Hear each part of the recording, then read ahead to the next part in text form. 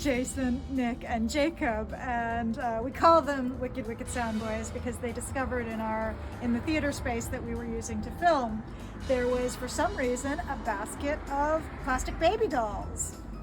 And they started hiding them around the set, so people would, go and prepare for their entrance and have to make sure that they didn't make any noise because they'd been frightened by a plastic baby duct taped in a weird place. I typically will do my own hair, and sometimes I will help with other people's hair, wig styling, etc. I will count the bobby pins as I take them out, and I think my record for my own hair so far is something around 47.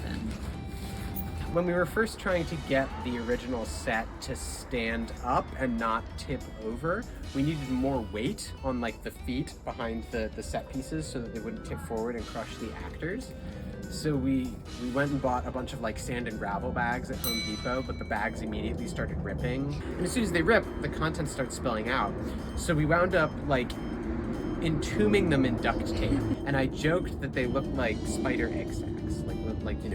Spiders wrap all of their eggs in little silk packages. And then Bernie started referring to them as the Matt Cameron Memorial Spider Babies, which I always found particularly funny because I always thought memorials were for people who were dead. So I broke my foot about halfway through the rehearsal process. That was fun. So I missed about 2 weeks of rehearsal where a couple of rehearsals I just phoned in and read my lines from the hospital or my home or wherever I was. So yeah, that's my secret. The one time I didn't play Nathaniel, I got to play Justin. I got to play Justin Hawking. And so Justin is a bisexual rake who flirts with everybody. If you had to describe the opposite of my personality, it would be that. I said, what the heck am I gonna do? I said, I've got to think of someone I can imitate. I thought of Uma Thurman as Poison Ivy in Batman and Robin. And so I just I'll just do that. I just was literally doing an impression of her, and it worked to the point where there is actually a homage in my version of it. When Nathaniel, at one point, so I can what? Brother dear.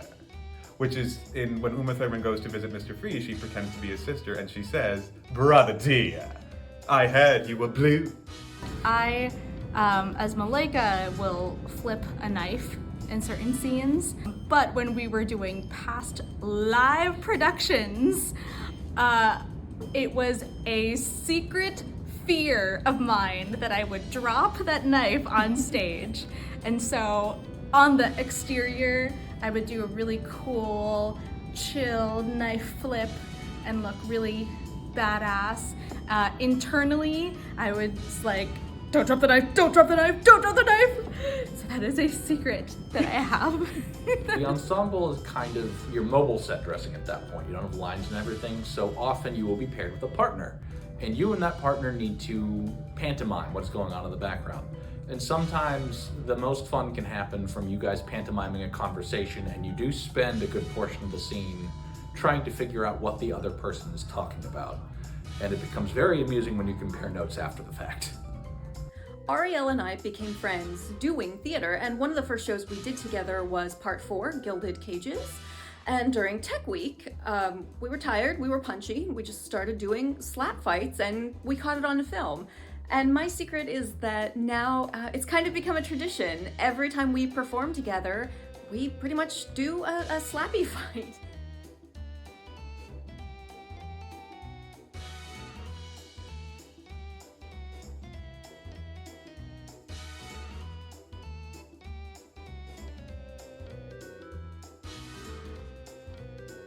Now it's time for us to put all that work together, and it's time to put on the show.